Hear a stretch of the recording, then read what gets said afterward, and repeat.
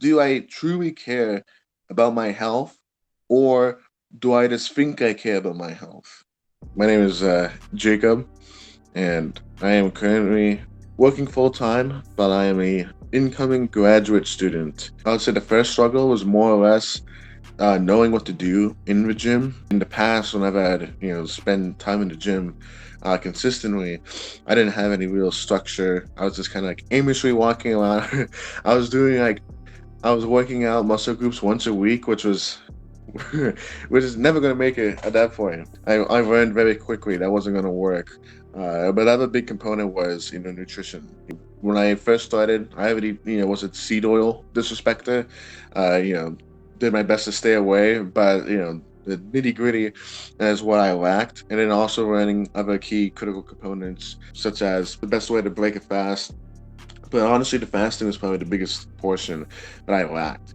I'd say, how to manage my nutrition as well as having an efficacious gym schedule and just knowing what to do in the gym. Those are like my two biggest struggles before becoming a power fast champion. We implemented a intermittent fasting, which I love that now. It goes hand in hand with the fasting I already do, as an Orthodox. So, but I just found it to be a wonderful compliment. Power fast workout phases were also pretty sweet. Yesterday morning, I weighed myself, and I was down like 35 pounds. I was sub 330. I was 325.7, and I I was just staring at that in disbelief. I was like, "There's no way," because I think the last time I was like, anywhere near like 330 was like probably a couple years ago. And I was just like, oh my goodness. Mind you, it wasn't that much time since I started that I lost this much. I was just like, whoa.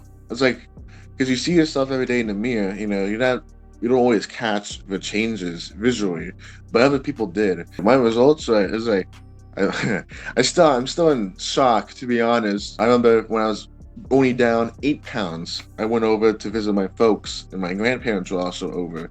And my grandma was like, "Oh, Jakey, have you lost weight?" And I was like, "Oh, like a little bit. I still got ways to go." But I was like, "Dang, like that was 8 pounds." And then for my dad's birthday, we met up again, elsewhere for dinner. And before they left, my dad was like, "Oh, like you're great," just to see the smile, and I could tell the pride my mother had, made me tear up. It's just like, wow, it's like I was down 20 pounds at that point. It was crazy just to see like them so happy. For years, they like were worried about my health and all these things, and to see, me finally doing something about it, then to have such great results, and you're great in a sustainable fashion too. I can just tell, like, they swelled up with, pride and joy. And not even just that, just, other people, like friends of mine. There's the one friend I saw, I haven't seen in a few months. The first thing he said to me is like, "Bro, like, you're great, man. Like, keep it up. The weight loss is going great." I was like, dang. I I may have not noticed it, but other people have. And so that just, adds, oil to the fire to keep going. It's like, all right, like whatever obstacle comes my way, it's like, no, like, I have results. I don't want to lose them now. This is just the beginning. It's full speed ahead. We're taking no prisoners at this point. Because even in the past, what I would do is, because like growing up, I hated the feeling of like when you like wear a shirt and like lift up your arm, like it would expose your gut. Like I hated that feeling because like, oh, this shirt is too short.